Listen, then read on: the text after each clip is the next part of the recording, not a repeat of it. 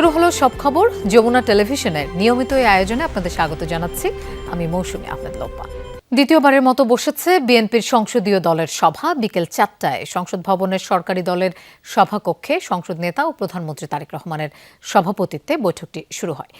মুলতবির এবং ঈদের ছুটির পর 29 মার্চ আবারও বসতে যাচ্ছে সংসদের প্রথম অধিবেশন। তার আগেই নিজ দলের সংসদ সদস্যদের নিয়ে সভায় বসেছে বিএনপি। বৈঠকে যোগ দিয়েছেন বিএনপির দলীয় সংসদ সদস্যরা। বৈঠকে অন্তর্বর্তী সরকারের সময় জারি করা 133টি অধ্যাদেশ নিয়ে আলোচনা হতে পারে। এসব অধ্যাদেশ সম্পর্কে বিশেষ কমিটির প্রতিবেদন আগামী 2 এপ্রিলের মধ্যে জমা দেওয়ার কথা রয়েছে। রোববার সংসদ অধিবেশন শেষে শেষবারের মতো বৈঠকে বসবে 133টি অধ্যাদেশ বিষয়ে গঠিত বিশেষ কমিটি। সংসদীয় দলের বৈঠকে সংসদ অধিবেশন এবং বিশেষ কমিটিতে আলোচ্য বিষয়ে আলোচনা হতে পারে বলে জানা গেছে। এর আগে বিশেষ কমিটির বৈঠকে 113টি অধ্যাদেশের বিষয়ে সরকার ও বিরোধী দলের মধ্যে ঐকমত্য হয়, তবে বাকি 20টি অধ্যাদেশের ব্যাপারে এখনও মতবিরোধ রয়েছে। প্রধানমন্ত্রী হিসেবে দায়িত্ব গ্রহণের পর প্রথমবার রাজধানীর নয়াপল্টনে দলের কেন্দ্রীয় কার্যালয়ে যাচ্ছেন বিএনপি চেয়ারম্যান তারেক রহমান। এ সময় তিনি মহানগর বিএনপি ও অঙ্গ সংগঠনের শীর্ষ নেতাদের সাথে বৈঠক করবেন। আলোচনা হবে সাংগঠনিক কার্যক্রম ঢেলে সাজানোর বিষয় নিয়ে।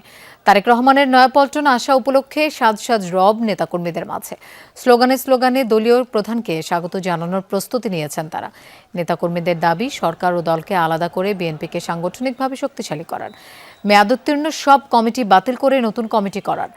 দেশে ফিরে 29 ডিসেম্বর নয়াপল্টনে এসেছিলেন বিএনপি চেয়ারম্যান তারেক রহমান।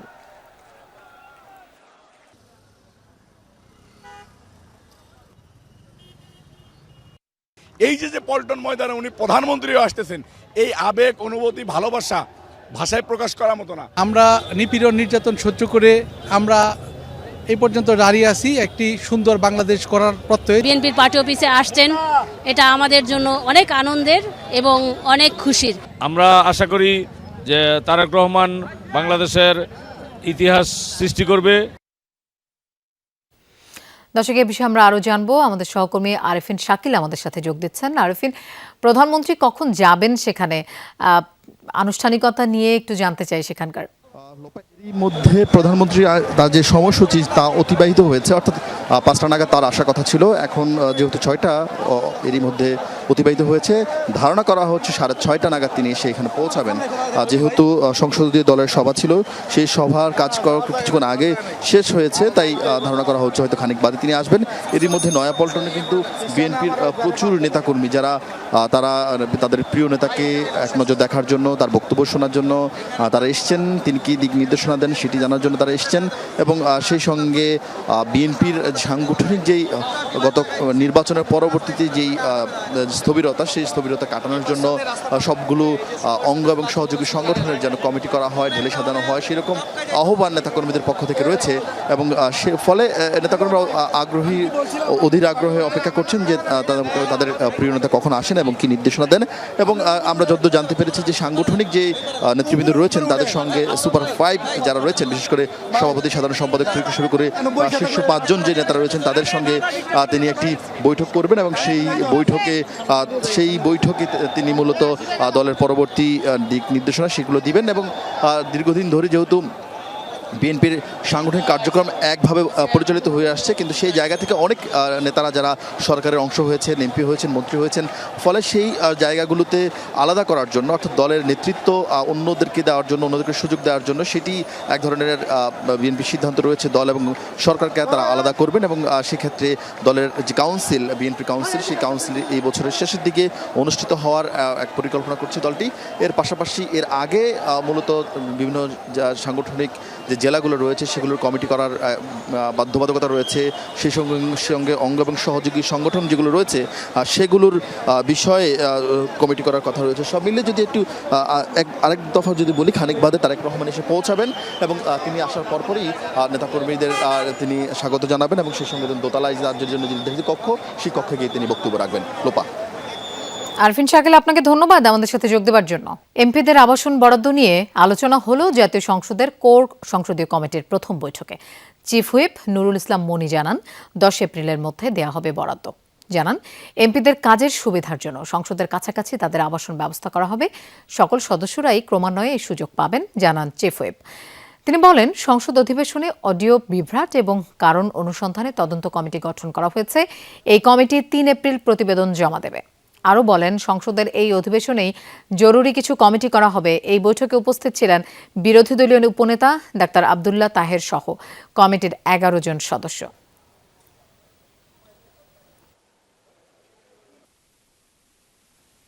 আবাসনের ব্যাপারে আমরা একটা সিদ্ধান্ত নিয়েছি এরকম যে আমরা মাননীয় এমপি সাহেবদের এটা বলছি খুব এক্সপ্লয়েট করার জন্য, যেন প্রয়োজনীয় যেসব জিনিস কিনতে হবে তা যেন কিনে তাড়াতাড়ি, এবং পূর্ত মন্ত্রণালয় মানে পূর্ত বিভাগের আন্ডারে যেসব কাজ আছে সেগুলো যেন তাড়াতাড়ি সম্পন্ন হয়।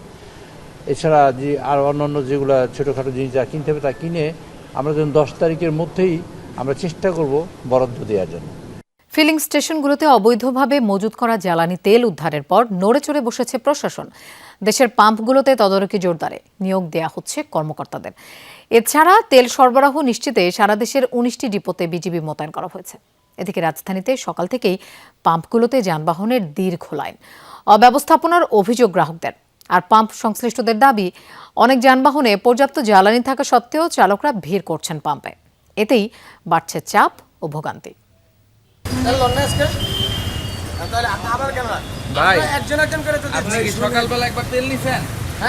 গাড়িতে পর্যাপ্ত জ্বালানি থাকা সত্ত্বেও আবার লাইনে দাঁড়িয়ে তেল নিতে আসায় পাম্প কর্মীদের সঙ্গে এ বাকবিতণ্ডা। 8টা বাজে ভাই 20 লিটার তেল নিলে এখন 10টা 30 বাজে, এর মধ্যে শেষ হয়ে গেছে 20 লিটার তেল। রাজধানীতে প্রায় প্রতিটি পাম্পেই এমন দীর্ঘ লাইন। প্রায় 1 ঘন্টার পর্যবেক্ষণে দেখা যায় পরিবারের এই পাম্পে অনেকেই গাড়ি ও মোটরসাইকেলে নিচ্ছেন অতিরিক্ত জ্বালানি, যদিও প্রয়োজনের ব্যাখ্যা ব্যক্তিভেদে ভিন্ন।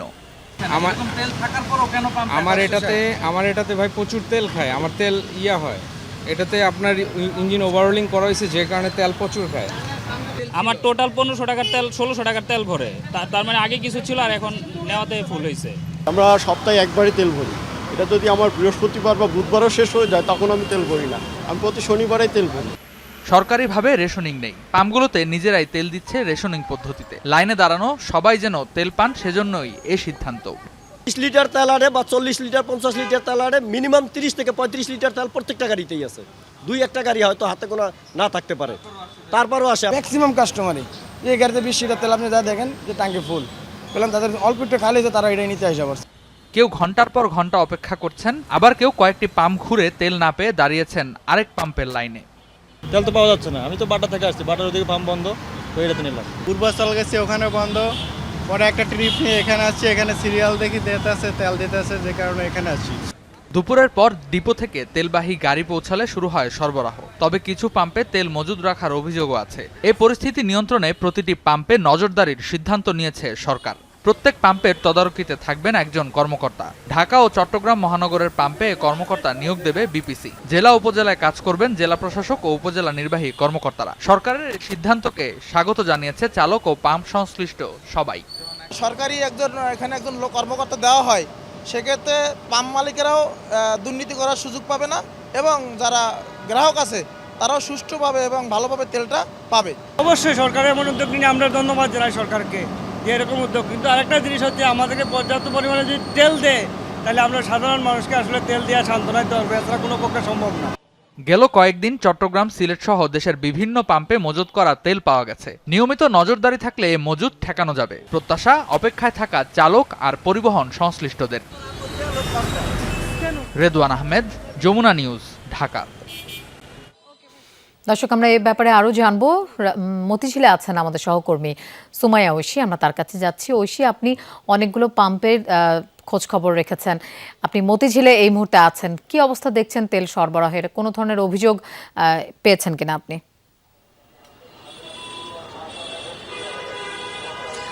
অভিযোগ তো আছেই, যেমন কিছুক্ষণ আগে আমি মাতোয়াইলে ছিলাম, সেখানকার যারা বাস চালক ছিলেন তারা অভিযোগ করছিলেন যে তারা আসলে প্রয়োজন যতটুকু তার সমপরিমাণে তারা তেল পাচ্ছেন না। ফলে আরও একটি যে সমস্যার কথা তারা জানালেন সেটি হচ্ছে যে যাত্রীদের নিয়ে যেই পেট্রোল রিফিল করার যে বিষয়টি, জ্বালানি রিফিল করার যে বিষয়টি হয়, সেটি একটি পাম্পে গিয়ে কয়েক ঘন্টা তাদেরকে অপেক্ষা করতে হচ্ছে।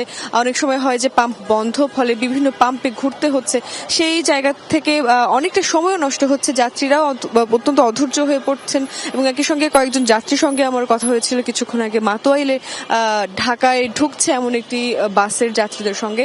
সে বাসের যাত্রীরাও কিন্তু বলছিলেন যে এই যে ভোগান্তি, কারণ সকালবেলা তারা বাসে ওঠেন এবং তারা একটি নির্দিষ্ট সময়ের মধ্যে গন্তব্যে পৌঁছবেন সেরকম একটি পরিকল্পনা থাকে, তবে এই যে পাম্পে ঘুরে ঘুরে বা পাম্পে তেল নেওয়ার জন্য বাসগুলোর যে দীর্ঘ লাইন, সেই লাইনের কারণে আসলে তাদের সেই পরিকল্পনাটিরও একটি জায়গা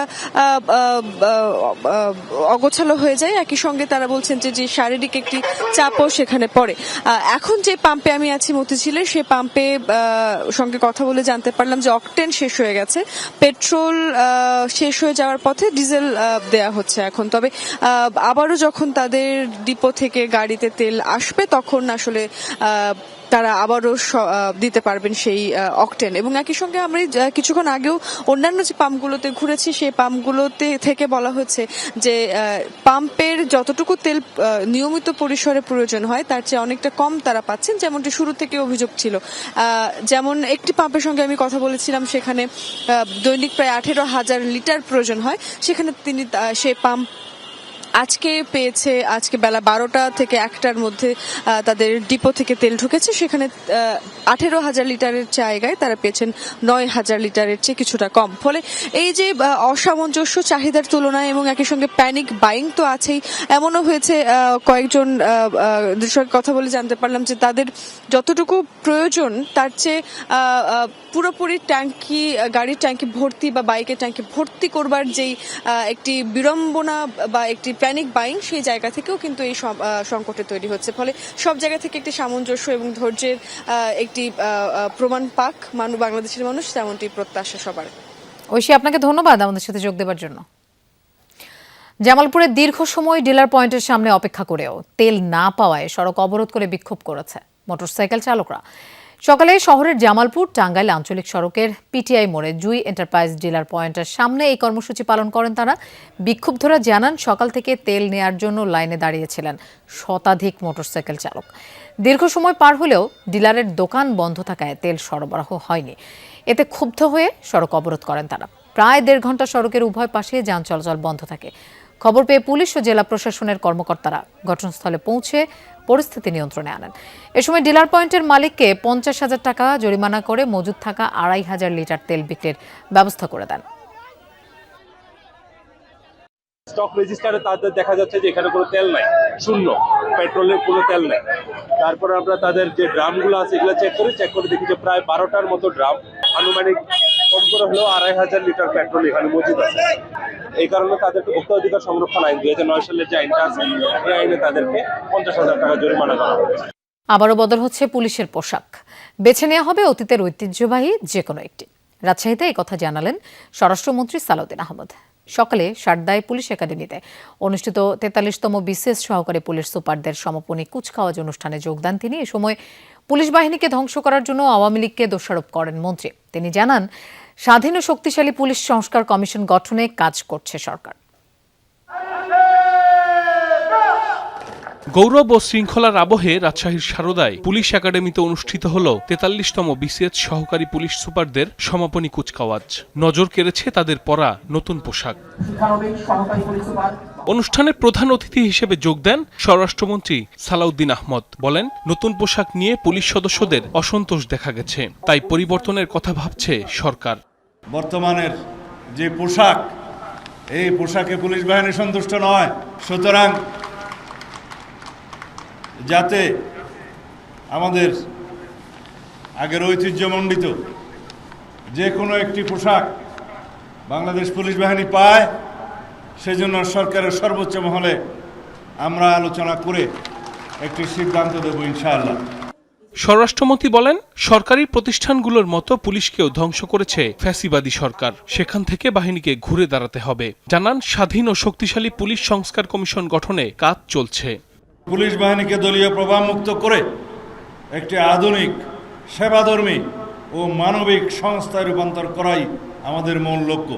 আমরা চাই এমন এক পুলিশ বাহিনী যারা ক্ষমতার ব্যবহার করবে না, বরং অপরাধীর মনে ভয় আর নিরপরাধীর মনে প্রশান্তি যোগাবে। এর আগে ঢাকা থেকে হেলিকপ্টারে পুলিশ একাডেমিতে পৌঁছালে অধ্যক্ষ ও আইজিবি তাকে স্বাগত জানান। এরপর কুচকাওয়াজ পরিদর্শন ও অভিবাদন গ্রহণ এবং কৃতি প্রশিক্ষণার্থীদের ক্রেস্ট তুলে দেন স্বরাষ্ট্রমন্ত্রী। 1 বছর মেয়াদী প্রশিক্ষণ শেষে কুচকাওয়াজে অংশ নেন 72 জন প্রশিক্ষণার্থী। সাইফ আহমেদ, যমুনা নিউজ।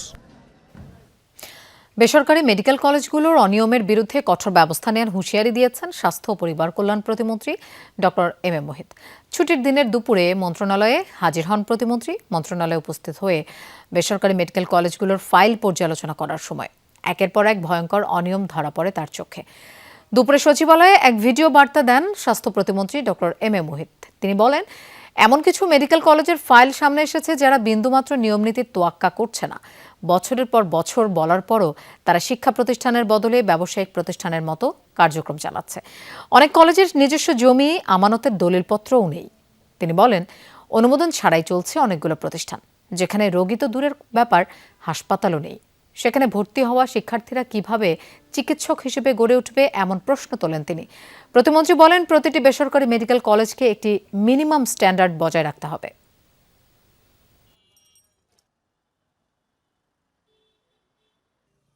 এমন কিছু মেডিকেল কলেজ আমি পেলাম যারা বিন্দু মাত্র কোনো নিয়ম নীতির তোয়াক্কা করছেন না। একটা ব্যবসা প্রতিষ্ঠানের মতো এই বেসরকারি মেডিকেল কলেজগুলো দেশের আনাচে কানাচে বিভিন্ন জায়গায় গড়ে উঠেছে। ভুয়া ডাক্তার তৈরির কারখানাগুলোকেও আমাদের বন্ধ করতে হবে, জননিরাপত্তার স্বার্থে, জনগণের স্বাস্থ্যের স্বার্থে। জাতীয় সংসদের স্পিকার হাফিজউদ্দিন আহমেদের সহধর্মিণী দিলারা হাফিজ চিকিৎসাধীন অবস্থায় মৃত্যুবরণ করেছেন। ইন্না লিল্লাহি ওয়া ইন্না ইলাইহি রাজিউন। আজ স্থানীয় সময় দুপুর 1:29 সিঙ্গাপুর জেনারেল হাসপাতালে তার মৃত্যু হয়। পরিবার সূত্রে জানা যায়, দিলারা হাফিজের মরদেহ আগামীকাল রোববার সন্ধ্যায় বাংলাদেশে ফেরানো হবে। পরদিন 30 মার্চ সংসদ ভবনের দক্ষিণ প্লাজায় সকাল 11টায় প্রথম নামাজের জানাজা অনুষ্ঠিত হবে। বাদ জোহর সেনানিবাসে কেন্দ্রীয় মসজিদে জানাজার পর বনানী সামরিক বাহিনীর কবরস্থানে তাকে দাফন করা হবে। এদিকে স্পিকারের স্ত্রীর মৃত্যুতে শোক জানিয়েছেন সংসদের চিফ হুইপ নুরুল ইসলাম মনি। ঈদের ছুটি শেষে রাজধানীতে ফিরেছেন নগরবাসী। সকাল থেকে বাস, ট্রেন, লঞ্চে ছিল ভিড়। তবে এবার ঈদযাত্রায় দুর্ঘটনা বেশি থাকায় যাত্রীদের মাঝে বিরাজ করছে আতঙ্ক। বিশেষভাবে সড়কপথে যারা ফিরছেন তারা জানিয়েছেন দুশ্চিন্তার কথা। শনিবারও কমলাপুর রেল স্টেশনে ঢাকা ফেরা মানুষের চাপ। যাত্রীরা জানালেন, ট্রেন ভ্রমণ ছিল স্বাচ্ছন্দ্যের। ভিড় হলেও নিরাপদে ঢাকায় ফিরতে পারায় সন্তুষ্ট তারা। যাত্রীর এত পরিমাণ চাপ ছিল, মোটামুটি অনেক টেনশন ছিল যে এবার ঈদে অনেক দুর্ঘটনা অনেক জায়গায় হয়েছে। জার্নিটা অনেক কঠিন হয়েছে, আজকে অনেক ভিড় হয়েছে, মারাত্মক। উঠবার মতন ক্ষমতা নাই। ভোগান্তি ওইভাবে বলা যাবে না, কারণ আমরা তো আসলে সবাই মিলেমিশেই যাওয়া আসা করতে অভ্যস্ত, ছাদে টাদে সব জায়গায়।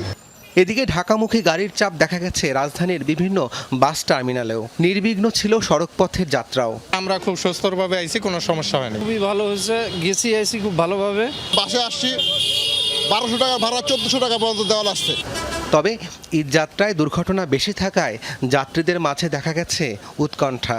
আমার এইবার মনে হচ্ছে যে আর আগামীতে আর যাব না এই আতঙ্কের মধ্যে, যেভাবে ক্ষতি হয়েছে দেশের মানুষের। অনেক আতঙ্ক ছিল আসলে, কারণ হচ্ছে যে বিগত সব বছরের তুলনায় এবার হচ্ছে যে সবচেয়ে বেশি লোক মারা গেছে মনে হচ্ছে। সড়কপথে শৃঙ্খলা ফেরাতে সংশ্লিষ্ট প্রতিষ্ঠানগুলোকে আরও কার্যকর ভূমিকা নেওয়ার আহ্বান যাত্রীদের। ছুটি শেষে আজও লঞ্চ যোগে রাজধানীতে ফিরছে কর্মব্যস্ত মানুষ।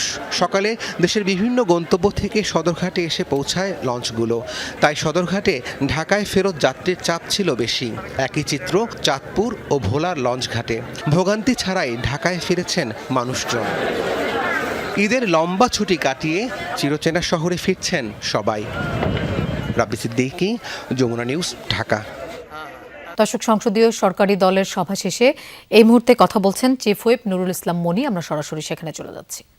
চেষ্টা করছে সরকার এই বিষয়টা সংসদ সদস্যদের অবহিত করা, এবং এ ব্যাপারে সংসদ সদস্যের কাছে মাননীয় নেতা আমাদের বলেছেন যে সর্বত্রই আপনারা ভিজিলেন্ট হবেন, যাতে বাংলাদেশের মানুষ যেন এই বিষয়ে অত দৃষ্টিসম্পন্ন হয় এবং তারা যেন এই যেন তেলের দাম কোথাও না বাড়ে এবং এই প্রয়োজনীয় পদক্ষেপ নিতে পারে সব জায়গায়।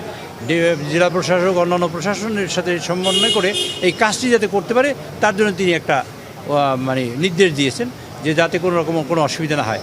তার সাথে একই কথা বলেছেন, আগামীকালকে ইনশাআল্লাহ যতক্ষণ সংসদ বসবে তখন আমাদের এই মাননীয় জ্বালানি মন্ত্রী, তিনি ব্রিফ করবেন, 300 মিনিট তিনি বক্তব্য রাখবেন এবং সেখানে একটি কঠিন বার্তা তিনিই দেবেন। তবে আমি আপনাদের আগে বলছি এই যে বিষয়টা হলো তেল এখন হোর্ডিং হচ্ছে, যেখানে 30 লিটার তেল আগেনি তো এখন সেখানে ট্যাঙ্কি ভরে 50 লিটার নেওয়ার চেষ্টা করছে। মোটরসাইকেলরা দেখা যায় একবার তেল নেওয়ার ক্ষেত্রে তেল নিচ্ছে, আবার নিচ্ছে, আবার নিচ্ছে, 3বার তেল নিচ্ছে, এরকম কিছু হচ্ছে। বিভিন্ন আপনারা জানেন পাশের দেশে তেলের দাম কম, আমাদের দাম কম, ওদের দাম বেশি, খুব সঙ্গত কারণে চোরাচালান হচ্ছে। চোরাচালান রোধের জন্য তিনি কঠোর ব্যবস্থা নেওয়ার জন্য হোম মিনিস্টারকে বলেছেন এবং তারপরে কঠোর ব্যবস্থা নেওয়া হবে। একই সময় যে অভিযান চালানো হবে যারা এরকম হোর্ডিং করছে বা যারা তেলের মজুদ করে রাখছে বা তেলের আর্টিফিশিয়াল ক্রাইসিস তৈরি করার চেষ্টা করছে তাদের ব্যাপারে। একই সময় আমাদের জানানো হবে যে তেলের সাপ্লাই পর্যাপ্ত পরিমাণ আছে।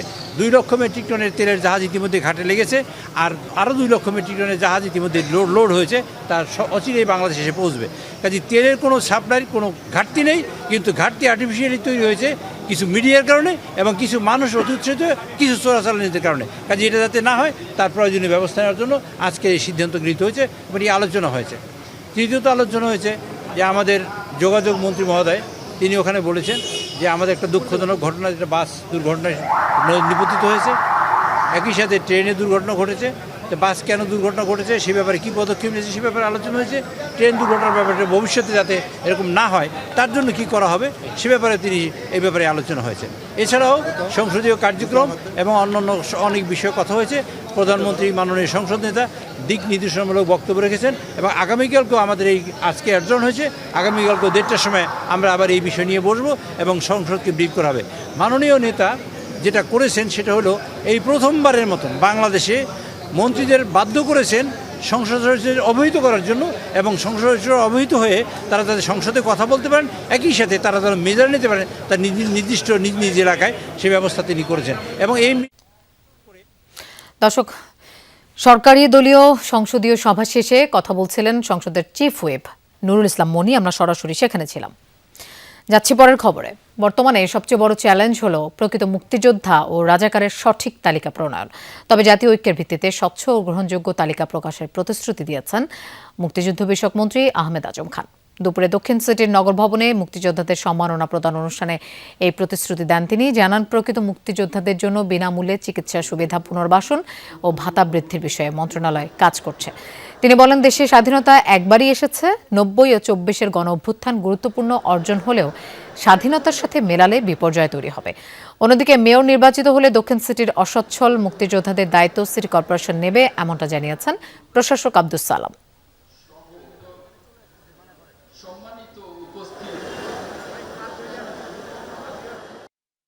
মুক্তিযোদ্ধাদের সঠিক তালিকা প্রণয়ন এবং রাজাকার, আল বদর, আল শামস তাদেরও সঠিক তালিকা প্রণয়ন আমার মন্ত্রণালয়ের একটি বড় চ্যালেঞ্জ। যদি আমি এই মন্ত্রণালয়ের দায়িত্বে থাকি, জাতীয় ঐক্য তৈরি করে এই চ্যালেঞ্জের মোকাবেলা করে সঠিক তালিকা জাতির সামনে প্রকাশ করব ইনশাআল্লাহ। স্বাধীনতার 55 বছরেও সঠিক তালিকা না করায় দেশে ভুয়া মুক্তিযোদ্ধার সংখ্যা বেড়েছে। 71-এর চেতনা বিক্রি করে গুম খুনের সংস্কৃতি বাড়ানো হয়েছে, এই মন্তব্য করেছেন প্রেস ক্লাবের সভাপতি কবি হাসান হাফিজ ও ডিবেট ফর ডেমোক্রেসির চেয়ারম্যান হাসান আহমেদ চৌধুরী কিরণ। এফডিসির এক ছায়া সংসদে ভুয়া মুক্তিযোদ্ধাদের আইনের আওতায় আনতে সরকারের প্রতি আহ্বান জানান তারা। বাংলাদেশের মুক্তিযুদ্ধের ইতিহাসকে নতুনভাবে আমরা মনে করি 55 পেরিয়ে 56 বছরে পা দিয়েছে বাংলাদেশ। স্বাধীনতা দিবস উপলক্ষে মুক্তিযুদ্ধের চেতনা নিয়ে এফডিসিতে ছিল ডিবেট ফর ডেমোক্রেসির এক ছায়া সংসদ। এই জাতি কখনোই ভুলতে পারবে না তারা কিভাবে এই জাতির উপর অত্যাচার চালিয়ে গেছে। শুধুমাত্র চেতনার দলীয়করণের মাধ্যমেই তারা কিন্তু শুধু এইগুলো চালায়নি, তারা ঘণ্টাব্যাপী হয় বিতর্ক। উঠে আসে মুক্তিযুদ্ধের চেতনা ব্যবহার করে কিভাবে গেল 15 বছর বাংলাদেশের স্বৈরতন্ত্র, গুম, ও বিরোধী মত দমন সহ মানবাধিকার লঙ্ঘিত হয়েছে। আমরা কি সামাজিক সুবিচার, ন্যায়? মুক্তিযুদ্ধকে দলীয়করণের মাধ্যমে ক্ষমতাকে পাকাপোক্ত করতে অতীতে অপপ্রয়াস চালানো হয়েছে বলে দাবি করেন ডিবেট ফর ডেমোক্রেসির চেয়ারম্যান। তোলেন সঠিক মুক্তিযোদ্ধা তালিকার দাবি। যে 14 লক্ষ সরকারি চাকরিজীবীর মধ্যে 90,527 জন মুক্তিযুদ্ধ কোটায় তারা চাকরি করছে, তার মধ্যে 8,000-এরও বেশি ভুয়া মুক্তিযোদ্ধা সার্টিফিকেট দিয়ে তারা চাকরিতে এখনো পর্যন্ত বহাল রয়েছে। গুম, খুন, হত্যা এবং আয়নাগর সৃষ্টির মাধ্যমে মুক্তিযুদ্ধকে বিভাজনের মাধ্যমে মানুষের মধ্যে তকমা লাগিয়ে যে সঙ্গে থাকলে সঙ্গী, সঙ্গে না থাকলে জঙ্গি, সঙ্গে থাকলে মুক্তিযোদ্ধা, সঙ্গে না থাকলে মুক্তিযোদ্ধা নয়, সঙ্গে থাকলে মুক্তিযোদ্ধার পক্ষে সপক্ষের শক্তি, সঙ্গে না থাকলে মুক্তিযোদ্ধার বিপক্ষের শক্তি, এই যে বয়ানগুলো, সেই বয়ানগুলোকে কিন্তু এখন খণ্ডন করবার জন্য, প্রতিহত করবার জন্য এখন তরুণ প্রজন্ম জেগে উঠেছে। এ সময় জাতীয় প্রেস ক্লাবের সভাপতি কবি হাসান হাফিজি বলেন, অতীতে মুক্তিযুদ্ধকে ব্যবহার করে ক্ষমতাকে কুক্ষিগত করা হয়েছিল, যার কারণে বিগত শাসনামলে ব্যাপক হারে গুম খুন বেড়েছে। ভুয়া মুক্তিযোদ্ধাদের আইনের আওতায় আনার দাবি জানান তিনি। ক্ষমতা কুক্ষিগত করে রাখার জন্য যত অপকৌশল আছে, বাংলাদেশকে একটা ধ্বংসস্তূপে পরিণত করা হয়েছে, সম্পদ পাচার হয়ে যারা তালিকাভুক্ত মুক্তিযোদ্ধা আছেন, তালিকার বাইরে অনেক মুক্তিযোদ্ধা আছেন, আমরা সেই বীর মুক্তিযোদ্ধাদেরকে যেন সম্মানটা দিই এবং একটা প্রকৃত ইতিহাস আমরা প্রণয়ন করি। এখনো অনেকে জীবিত আছেন, এখনো সম্ভব।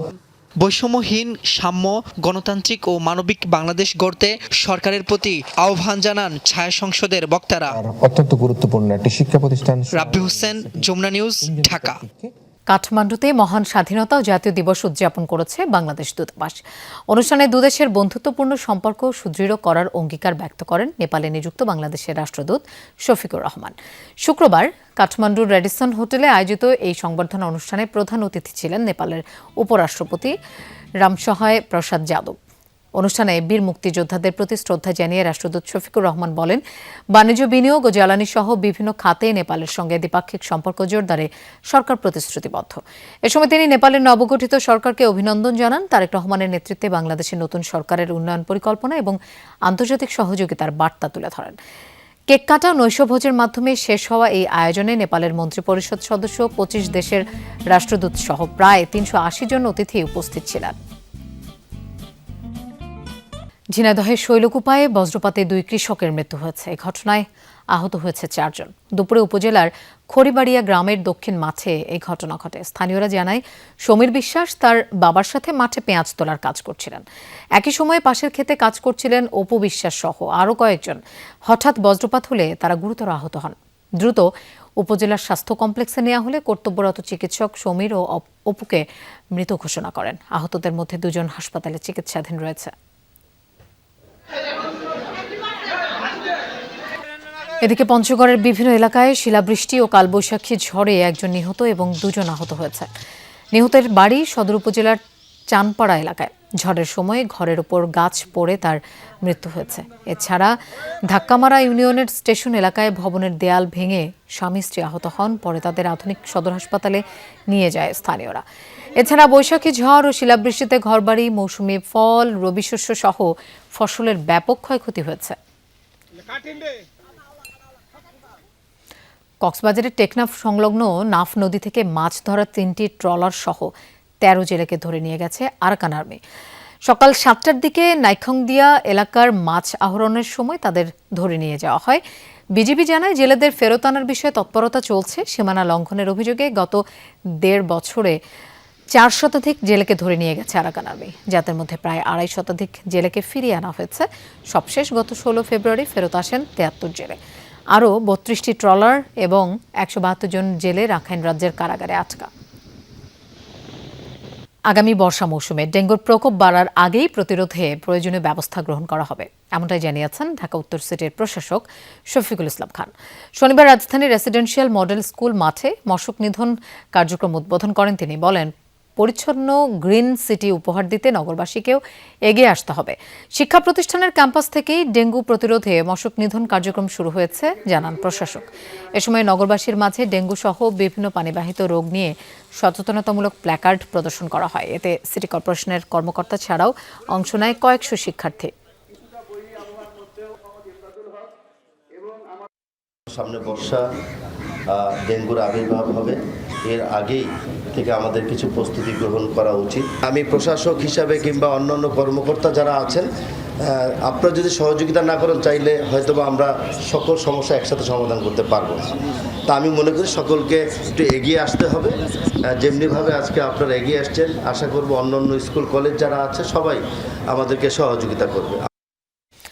মগবাজারের বিশাল সেন্টারে নবীন ফ্যাশন ঘিরে বিশৃঙ্খলার ঘটনায় দোকান বন্ধের প্রেক্ষাপটে সংবাদ সম্মেলন করেছে মার্কেট কর্তৃপক্ষ। তাদের দাবি, চাঁদরাতে আকস্মিক অফার ঘোষণায় বিপুল ভিড় ও বাইকারদের কারণে পরিস্থিতি নিয়ন্ত্রণের বাইরে চলে যায়। নিরাপত্তা ঝুঁকিতে দোকান বন্ধ করতে বাধ্য হন কর্মচারীরা। সমিতির দাবি, কম দামে পণ্য বিক্রির কারণে দোকান বন্ধ করা হয়েছে এমন অভিযোগ সম্পূর্ণ মিথ্যা ও বিভ্রান্তিকর। বিভিন্ন ঘটনা নিয়ে ক্ষমা প্রার্থনা করেছেন, দুঃখ প্রকাশ করেছেন এবং বলেছেন এই বিষয়টা নিয়ে উনি আর বাড়াতে চান না। অতএব আমরাও চাই, নবীন সাহেব, আপনি যদি বিদেশে থাকেন আপনি দেশে আসুন। বাংলাদেশ দোকান মালিক সমিতির মাধ্যমে একটা সুন্দর সমাধান করে প্রত্যেকে যার যার ব্যবসায় আমরা মনোযোগ দেই।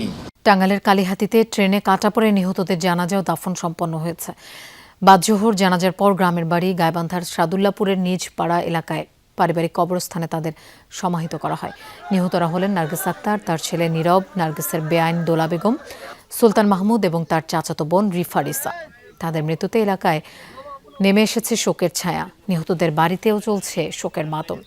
গতরাতে ঈদের ছুটি শেষে বাসে ঢাকা ফিরছিলেন তারা। টাঙ্গাইলের ধলাট্যাঙ্গর এলাকায় পৌঁছালে বাসের তেল শেষ হয়ে যায়। এ সময় বাস থেকে নেমে ঢাকা টাঙ্গাইল যমুনা সেতু মহাসড়কের পাশে রেল লাইনে বসেন তারা। এর মধ্যে সিরাজগঞ্জ এক্সপ্রেস ট্রেন ওই এলাকা অতিক্রম করে। কিছু বুঝে ওঠার আগেই ট্রেনে কাটা পড়েন 5 জন। নড়াইলে নিখোঁজের 2 দিন পর এক শিশুর মরদেহ উদ্ধার করেছে নৌপুলিশ। সকালে লোহাগড়া উপজেলার ডিকলিচর খেয়াঘাট থেকে মরদেহটি উদ্ধার করা হয়। পরিবার জানায়, ঈদের ছুটিতে যশোর থেকে নড়াইল বেড়াতে গিয়েছিল তারা। গত বৃহস্পতিবার পরিবারের সাথে মধুমতির চরে ঘুরতে যায় শিশু তাসমিয়া। এ সময় নদীতে গোসল করতে নামলে হারিয়ে যায় সে। পরিবার ও স্থানীয়দের পাশাপাশি ফায়ার সার্ভিসও তল্লাশি চালায়, কিন্তু শিশুটির মরদেহ উদ্ধার করতে পারেনি। আজ সকালে ঘটনাস্থল থেকে 3 কিলোমিটার দূরে ডিক্রির চর খেয়াঘাট এলাকায় শিশুর মরদেহ ভেসে উঠলে তা উদ্ধার করে পুলিশ।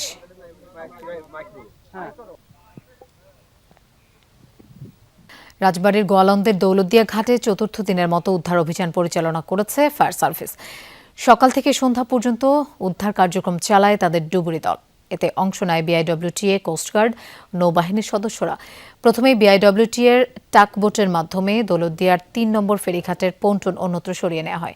এরপর নদীতে নেমে তল্লাশি শুরু করে ডুবুরি দল। তবে নতুন কোনো মরদেহ উদ্ধার হয়নি। বুধবার কুষ্টিয়ার কুমারখালী থেকে ছেড়ে আসা সৌহার্দ্য পরিবহনের একটি বাস দৌলতদিয়ার 3 নম্বর ফেরিঘাটে নিয়ন্ত্রণ হারিয়ে পন্টন থেকে পড়ে পদ্মা নদীতে ডুবে যায়। এখন পর্যন্ত উদ্ধার হয়েছে 26 জনের মরদেহ।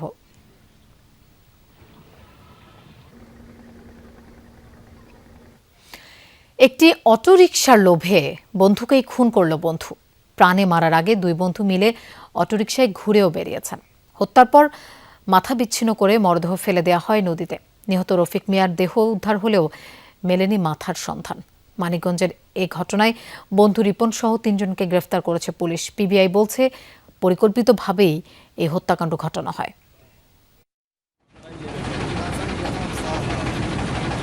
বন্ধু হিসেবে গল্প আর আড্ডার জন্য মোবাইলে ডেকে আনা হয়েছিল মানিকগঞ্জের রাথুরা গ্রামের রফিক মিয়াকে, কিন্তু সেই বন্ধুত্বই পরিণত হয় মৃত্যু ফাঁদে।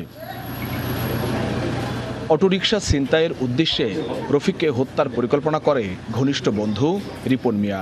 2 জনের সহযোগিতায় গত 24 মার্চ কালীগঙ্গা নদী পারে গলা কেটে হত্যা করা হয় রফিককে। পরে মাথা বিচ্ছিন্ন করে ফেলে দেয় অভিযুক্তরা। ঘটনার পরদিন 5 বারৈল এলাকায় নদীপার থেকে মস্তকবিহীন দেহ উদ্ধার করে পুলিশ, তবে এখনও পাওয়া যায়নি মাথা।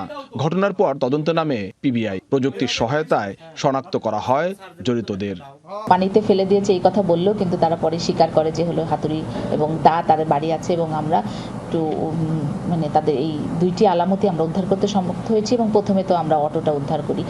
জিজ্ঞাসাবাদে হত্যার পরিকল্পনা ও বাস্তবায়নের বিস্তারিত তথ্য পাওয়া গেছে বলে জানায় পিবিআই। হত্যায় ব্যবহৃত আলামতও উদ্ধার করা হয়েছে।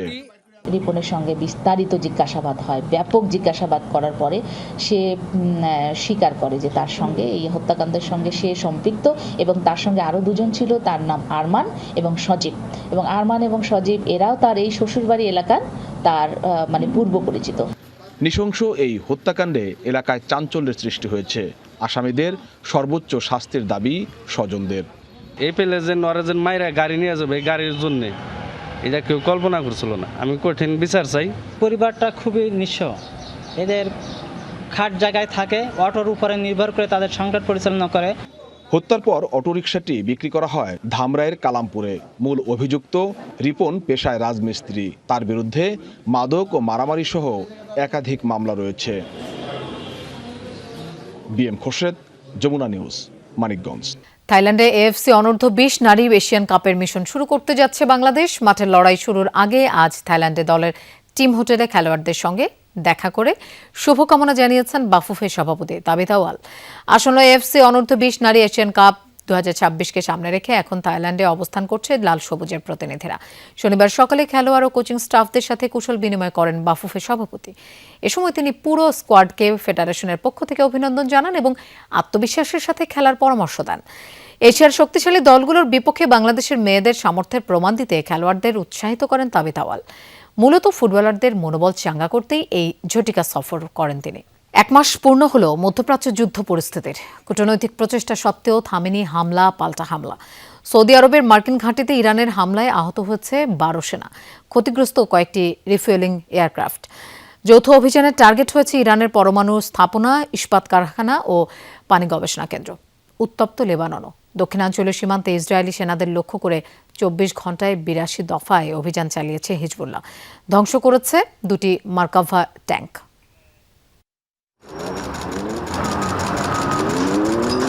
ইসরায়েলকে লক্ষ্য করে ঝাঁকে ঝাঁকে মিসাইল ছুড়েছে ইরান। মূল টার্গেট তেল আবিব ও পূর্বাঞ্চল। আঘাত এনেছে ক্লাস্টার মিসাইলও। রাজধানীর জনবহুল এলাকায় ক্ষেপণাস্ত্র হামলায় প্রাণ হারিয়েছে 1 জন, আহত আরও 4 জন। ক্ষতিগ্রস্ত একাধিক আবাসিক ভবন, দোকানপাট, রাস্তাঘাট। সৌদি আরবে যুক্তরাষ্ট্রের ঘাঁটি লক্ষ্য করে জোরদার হামলা চালিয়েছে ইরান। আহত কমপক্ষে 12 মার্কিন সেনা, এদের মধ্যে 2 জনের অবস্থায় আশঙ্কাজনক। ক্ষতিগ্রস্ত হয়েছে বেশ কয়েকটি রিফুয়েলিং এয়ারক্রাফট। এই নিয়ে ইরানের হামলায় মধ্যপ্রাচ্যের বিভিন্ন ঘাঁটিতে 3 শতাধিক মার্কিন সেনা আহত হয়েছে, নিহত 13 সেনা।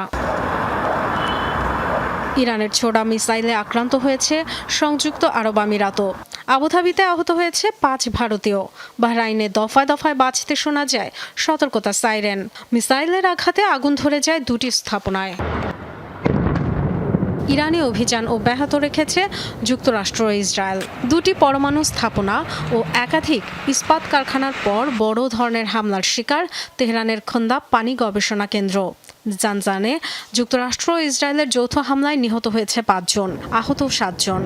শনিবার ভোরে হামলা হয়েছে তেহরান বিশ্ববিদ্যালয়ে। কারাজ, ইস্পাহান, সিরাজ ও কেরমানশাহ অঞ্চলেও দফায় দফায় বিস্ফোরণের আওয়াজ পাওয়া গেছে। লেবাননে চলছে ইসরায়েল হিজবুল্লাহ ব্যাপক লড়াই। তেল আবিবের হামলায় প্রাণ হারিয়েছে 1 লেবানিজ, আহত 4 জন। বৈরুতের উপর দিয়ে যাওয়া ইসরায়েলি যুদ্ধবিমান লক্ষ্য করে সারফেস টু এয়ার মিসাইল ছুড়েছে হিজবুল্লাহ। গোষ্ঠীটির তৎপরতায় পিছু হটেছে লেবাননে অবস্থানরত ইসরায়েলি সেনাদের কয়েকটি দল। তেল আবিবের 2টি মার্কাভা ট্যাঙ্কও ধ্বংস করেছে Hezbollah. Dorothy Dustin, Jamuna news. যুদ্ধ শেষে সৌদি আরব ও ইসরায়েলকে দ্বিপাক্ষিক সম্পর্ক স্বাভাবিক করার আহ্বান জানিয়েছেন মার্কিন প্রেসিডেন্ট ডোনাল্ড ট্রাম্প। মায়ামিতে আয়োজিত এক অনুষ্ঠানে যোগ দিয়ে এমন মন্তব্য করেন তিনি। জানান, ইসরায়েল ও সৌদি আরবের মধ্যকার সম্পর্ক স্বাভাবিক করার সময় এসেছে। আব্রাহাম অ্যাকর্ডের আওতায় গেল বছর থেকেই ইসরায়েলের সাথে বাণিজ্যিক ও কূটনৈতিক সম্পর্ক স্বাভাবিক করতে সৌদি আরবকে চাপ দিয়ে আসছিলেন ট্রাম্প। জানান, যুদ্ধ শেষের পর পরিস্থিতি স্বাভাবিক হলে গ্রহণ করবেন প্রয়োজনীয় পদক্ষেপ।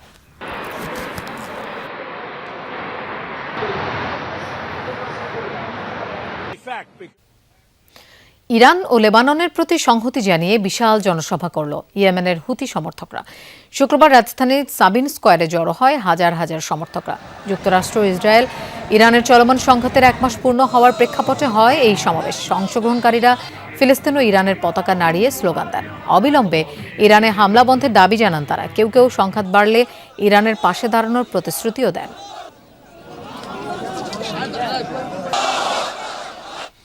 সশস্ত্র বাহিনী দিবসে সামরিক শক্তি প্রদর্শন করল মিয়ানমার। শুক্রবার রাজধানী নেইপিদোতে আয়োজন করা হয় জাঁকজমকপূর্ণ সামরিক কুচকাওয়াজ। ট্যাঙ্ক, ক্ষেপণাস্ত্র, কামান, জেট ও হেলিকপ্টার, ফ্লাইওভার সহ নানা আধুনিক অস্ত্র সরঞ্জাম তুলে ধরা হয় আয়োজনে। খোলা ছাদের লিমুজিনে কুচকাওয়াজ পরিদর্শন করেন দেশটির সামরিক প্রধান মিন অং হ্লাইং। মহড়া শেষে সামরিক বাহিনীর উদ্দেশ্যে ভাষণ দেন তিনি। রাষ্ট্রীয় গণমাধ্যম জানিয়েছে, রদবদল আসতে পারে মিয়ানমারের সামরিক নেতৃত্বে। নতুন রাষ্ট্রপতি নির্বাচনের প্রক্রিয়া শুরু করতে বৈঠকেও বসতে যাচ্ছেন নবগঠিত পার্লামেন্ট। দীর্ঘদিন ধরেই রাষ্ট্রপতি পদে নজর রয়েছে মিন অং হ্লাইংয়ের। লিওনেল মেসির প্রতি অনন্য সম্মান প্রদর্শন করতে যাচ্ছে তার ক্লাব ইন্টার মায়ামি। ক্লাবের নতুন নু স্টেডিয়ামে একটি গ্যালারির নামকরণ করা হচ্ছে লিও মেসি স্ট্যান্ড নামে। এখন থেকে নিজের নামের গ্যালারির সামনেই নিয়মিত ম্যাচ খেলবেন এই কিংবদন্তি। আগামী 4 এপ্রিল মেজর লিগ সকারে অস্টিন এফসির বিপক্ষে ম্যাচের মাধ্যমে নতুন এই স্টেডিয়ামের উদ্বোধন করবে ইন্টার মায়ামি। উদ্বোধনী ম্যাচে যারা লিও মেসি স্ট্যান্ডে বসে খেলা দেখবেন তাদের জন্য বিশেষ কিছু চমক এবং রোমাঞ্চকর অভিজ্ঞতার ব্যবস্থা রাখা হয়েছে বলে জানিয়েছে ক্লাব কর্তৃপক্ষ। মেসির জন্য যদিও এই সম্মান নতুন নয়। এর আগে গত বছরের জুনে তার শৈশবের ক্লাব নিউয়েলস ওল্ড বয়েজেও তাদের স্টেডিয়ামের একটি স্ট্যান্ডের নামকরণ করেছিল মেসির নামে। মৌসুমের শেষ ভাগে এসে বড় এক ধাক্কা খেল বার্সেলোনা। হ্যামস্ট্রিংয়ের চোটে 5 সপ্তাহের জন্য মাঠের বাইরে ছিটকে গেছেন ব্রাজিলিয়ান ফরওয়ার্ড রাফিনিও। বৃহস্পতিবার ফ্রান্সের বিপক্ষে প্রীতি ম্যাচে অস্বস্তি অনুভব করায় প্রথমার্ধের পর রাফিনিয়াকে আর নামাননি coach Carlo Ancelotti. Brazilian football ফেডারেশনের করানো পরীক্ষায় তারকা ডান পায়ের হ্যামস্ট্রিংয়ে চোট ধরা পড়ার কথা জানিয়েছে বার্সেলোনা। যথাযথ চিকিৎসা শুরু করার জন্য বার্সেলোনায় ফিরছেন এই সেলেসাও তারকা। সেরে উঠতে আনুমানিক 5 সপ্তাহ সময় লাগবে বলে ক্লাবের বিবৃতিতে জানানো হয়। আগামী মাসে চ্যাম্পিয়ন্স লিগের কোয়ার্টার ফাইনালে অ্যাটলেটিকো মাদ্রিদের বিপক্ষে 2 লেগের কোনোটিতেই খেলতে পারবেন না তিনি। পাশাপাশি লা লিগায় পরবর্তী অন্তত 4 ম্যাচে বাইরে থাকতে হবে তাকে। আগামী 10 মে রিয়াল মাদ্রিদের বিপক্ষে এল ক্লাসিকোর আগে তিনি ফিরতে পারেন বলে ধারণা করা হচ্ছে। আবারও সড়ক দুর্ঘটনার শিকার হলেন টাইগার উডস। শুক্রবার যুক্তরাষ্ট্রের ফ্লোরিডার জুপিটার আইল্যান্ডে উডসের বাসভবনের খুব কাছেই দুপুর 2টার কিছু পরে এ দুর্ঘটনা ঘটে। দুর্ঘটনায় উডসের গাড়ি উল্টে যায়। তবে এই ঘটনায় কেউ গুরুতর আহত হননি। কিন্তু এরপর উঠেছে নতুন বিতর্ক। নেশাগ্রস্ত অবস্থায় গাড়ি চালিয়ে দুর্ঘটনা ঘটার অভিযোগ আনা হয়েছে উডসের বিরুদ্ধে। দুর্ঘটনার বিষয়ে শেরিফ জন বুডেনসিক বলেন, উডস ব্রেথলাইজার টেস্টে পার পেয়ে গেলেও তার আচরণে অস্বাভাবিকতা ছিল। তার ইউরিন টেস্ট করার কথা বলা হলে তিনি সেটা করতে রাজি হননি।